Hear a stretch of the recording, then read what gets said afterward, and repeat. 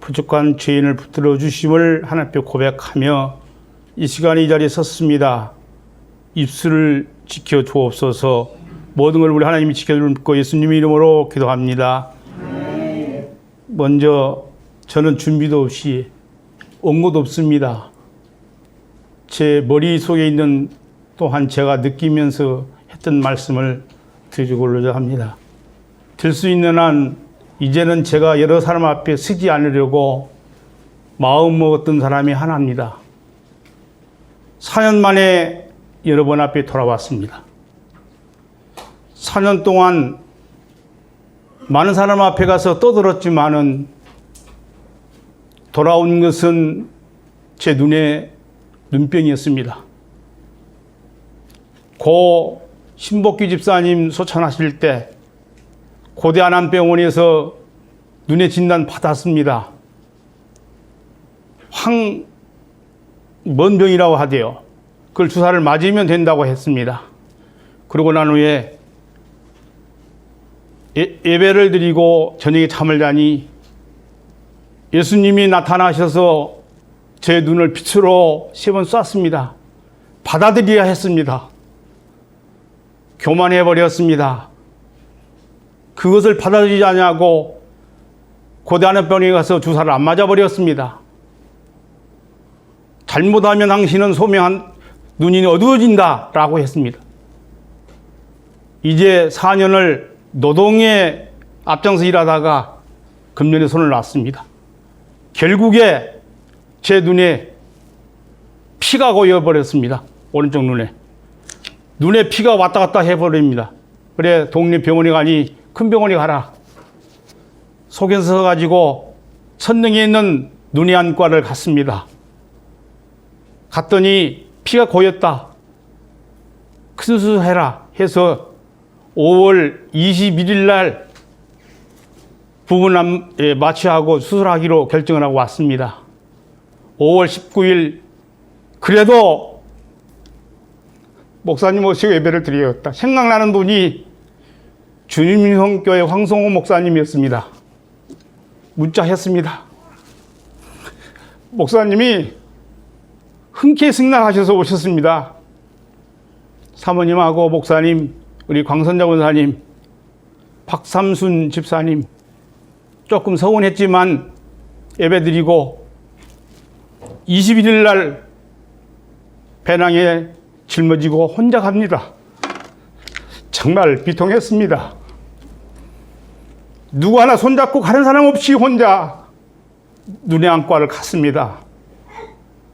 눈의 안과 가서 6층에 병실 잡아놓고 하루 입원하라고 그래서 10시 반에 수술실에 올라갑니다. 제 눈에 마취를 했습니다. 부분 마취 요리. 마취해놓고 들어놓아서 눈을 가리는데 제 몸에서 발작이 일어나 버렸습니다. 땀이 납니다. 손발이 떨려버립니다. 요거 벗겠습니다 하니까 벗지 말래요. 저 그러면 수술 못합니다. 못하겠습니까? 못합니다. 그래서 수술 못해버렸습니다. 그리고 나서 사무실에 내려와서 내과 의사들과 상의하고 5월 28일 전신마취 수술하기로 하고 돌아옵니다. 그때 목사님에게 전화하고 그래도 딸에게 전화했습니다. 그러고 난 후에 오니까 눈의 안과에서 전화가 옵니다. 5월 26일 날 만나자입니다. 그래 5월 26일 날 갔습니다. 원장이라는 분이 전신마취 수술 못하겠다. 큰 병원으로 가십시오. 소견서 받고 돌아왔습니다. 막막했습니다. 눈은 안 보입니다. 오른쪽 눈은. 피는 왔다 갔다 보이는데 사람은 안 보입니다. 왼쪽 눈은 보이는데. 그때 문득 생각난 것이 너 경희대로 가라. 이 생각이 나서 경희대 가서 예약하고 바로 검사에 들어갔습니다. 과연 경희대에는 눈 안과는 좋다는 이야기 들었기에 하나님이 인도하신 걸로 제가 생각하고 받았습니다. 물이 피가 차서 엉켰답니다. 그래서 상담할 결과 7월 10일 수술할 날 잡고 돌아왔습니다. 7월 9일 날 7월 8일 당직을 하고 돌아와서 7월 9일 날 아침 8시까지 오라고 했는데 8시 좀 넘어서 퇴근해서 집에 와서 보따리 싸서 또 혼자 갑니다. 택시를 탔습니다. 가서 검열하고 이제 병실에 들어갑니다. 천천병력 같은 소리 또 들려옵니다. 당신은 수술할 수 없다, 잘못하면. 왜 그러느냐? 심장에 무리가 왔답니다. 그 원인이 뭐냐? 자기들도 모른답니다.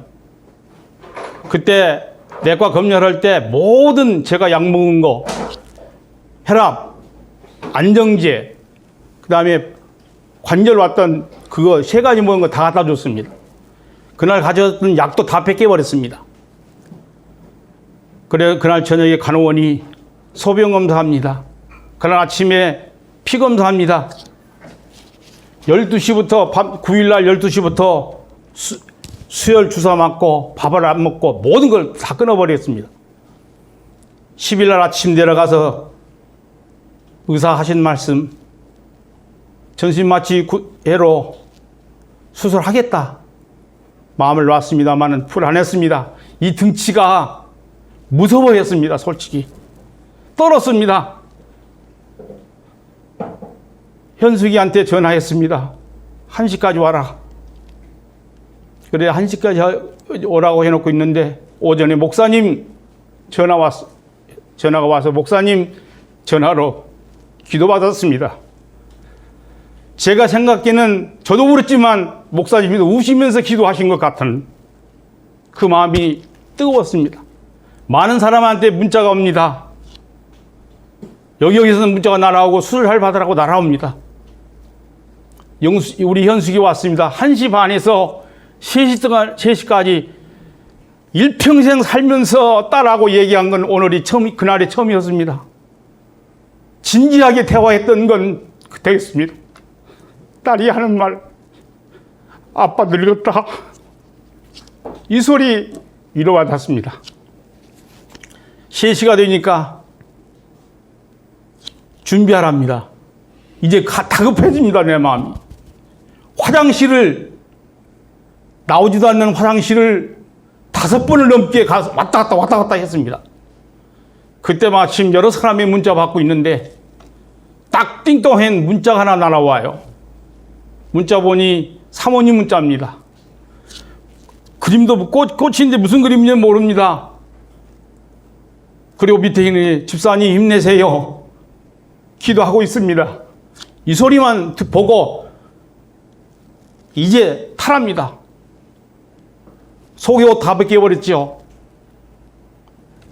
이제 구르마를 탔습니다. 현숙이가 아빠 다녀올게. 이것이 빠이빠이였습니다. 그리고 3층이 수술실인 것 같아요. 내려갔습니다. 주여 감사합니다. 이 소리만 하고 갑니다. 수술실 들어가서 이제 아마 마취한 것 같습니다. 당신 이름 대라.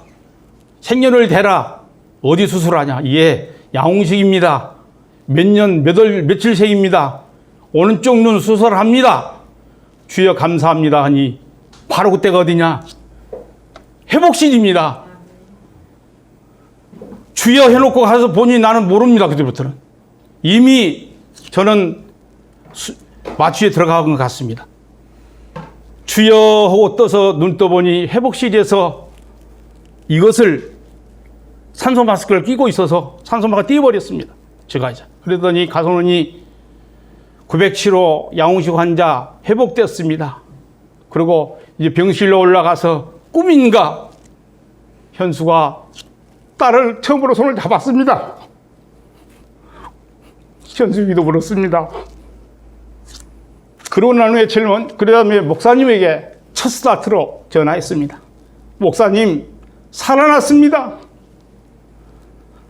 3시간 동안 깨어나지 못했답니다. 저도 모릅니다, 왜 그런지. 그러고 난 후에 집도했었던 교수 말고 저를 치료했던 의사, 처음부터 끝까지 태어나는 날까지 저를 돌본 의사가 있습니다. 그분이 누구냐? 이종범이 아니고 백종범입니다. 제가 그 이름으로 장난을 쳤습니다. 야구선수 이종범이 아니네요. 백종범이시네요. 그랬어요. 그러나 목사님, 사모님, 권사님, 장로님, 우리 안수 집사님 왔다 가신 후에 그분이 저 때문에 치료로 저 때문에 나왔어요. 주일날 오후에 가서 검사를 다 하고 난 후에 하시면서 저거 10분 동안 얘기했습니다. 이제 아버님한테, 저한테 양홍식이라고 안 해요. 그분은 또 다른 사람은 양홍식이라는데 저한테는 양홍식 안 하더라고요. 아버님 다 할 거 다 했습니다. 그러니 이제 교수 집도하신 교수님 얘기만 듣고 퇴원시킬 수 있는데, 그러면서 하신 말씀 가로왈 아버님, 저는 바로 장로의 아들입니다. 어머님 손에 교회 나갔습니다. 제가 또 느꼈습니다. 사람 잘 만나야겠다. 그러고 난 후에 간호원이 하신 말씀이, 아버님, 관절약에 아버님의 심장을 망하게 하는 약이 들어있습니다. 그래서 수술을 못 할 수 있도록 되어 있습니다. 그 다음에 안정제 안에 왜 혈압약 잡수는데 혈압약이 또 들어갔습니까? 뺏어버려요. 그러고 난 후에 집도하시는 교수님을 만났습니다. 교수님이 말씀하신데, 당신 살았다. 눈에 피가 뭉쳐서 있는 걸 100%는 제거하지 못했다. 99% 제거했다. 1%는 어디 갔느냐? 눈 속 안에 있는 그 살 속으로 들어가 있답니다. 그래서 더 이상 나오지 못하라고 주사를 놨답니다. 그리고 한 달에 한 번씩 나와서 주사를 3번 맞아라. 그래, 이게 제가 이제 마지막으로 말씀드릴 것은, 눈의안과에서 거기는 백내장만 수술하는 곳 같은데, 눈의안과에서 제 수술만 막아버린 건 인간이 아니고 하나님이었습니다. 너 거기서 수술하면 너 죽는다. 제 몸을 떨게 해버려서 나중에서 백종범 무사하고 얘기하는 후에, 간호원들하고 얘기하는 후에 그걸 깨달았습니다. 제가. 그래가지고 경희대 와서 했던 거 천만다행이고, 지금까지 했던 거 오른쪽 눈 솔직히 말해서 정확히는 안 보입니다. 그러나 손 보이고, 지금 감사한 거, 여러분이 진짜 감사한 것은 저 안경 벗겨버렸습니다. 이거 안경 아닙니다. 이거 도수도 없습니다. 선글라스 쓰니까 너무나 답답하니 무태안경으로 제가 맞췄습니다. 어디 가서 500만 원 주고. 이것은 물론 하나님께 감사드리고, 특별히 저를 기도해 주신 목사님 감사드립니다. 그 다음에 장로님과 우리 성도님들 진심으로 감사합니다. 제가 선한 동안 딴지도 다녔던 거 이번에 결실이 제가 깨우치고 느꼈습니다. 어떤 일이 저질러질 줄 모르나 장담은 안 합니다. 하나님 앞에 맹신을 하지 말라고 했습니다. 맹신은 안 합니다. 그리고 될 수 있는 한 저는 앞에서 이제는 나서지 않으려고 합니다. 너 교만하지 마라. 너 겸손하라. 지금도 저에게는 들려오고 있습니다. 하나님께서는 이렇게 하셨다.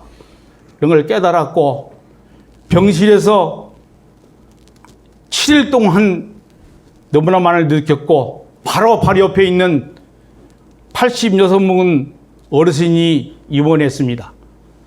이것만 하고 이제 마칠게요. 방광염으로 하다가 이제 방광염 수술을 하고 그 후에 거 찌꺼기 긁어낸다고 왔습니다. 이분이 바로 누구냐? 시골 원주에서 교회 장로님이었습니다. 이분과 대화하니 그분 하신 말씀이 집사님, 하나님의 은혜요, 하나님의 경의대로 인도했습니다. 눈의안과에서 수술했으면 당신 죽은 것 같습니다. 이야기를 또 하더라고요. 그러면서 이분이 아들이 남양주에서 옷딱집을 하더라고요. 그래 오랍니다. 그 옷을 아버지는 원주에서 옷을 다리고 그 옷을 갖다가 옷딱집을 한답니다. 목사님 대단히 고맙고 특별히 우리 여러 성도님들 저를 위해서 기도해 주시고 또한 우리 기도하는 우리 10인의 용사가 있습니다. 저를 전화하고 문자로 해서 형님, 오빠, 우리가 기도하고 있다. 염려 말고 두려워하지 말아라. 맞습니다. 제 이 등치만 컸다 뿐 이제 무서워 벌벌 떨었습니다. 소설에 그 마취실에 들어가면서. 사랑하시는 우리 교회 여러분 고맙습니다. 저를 살려주었습니다. 하나님께 감사드립니다.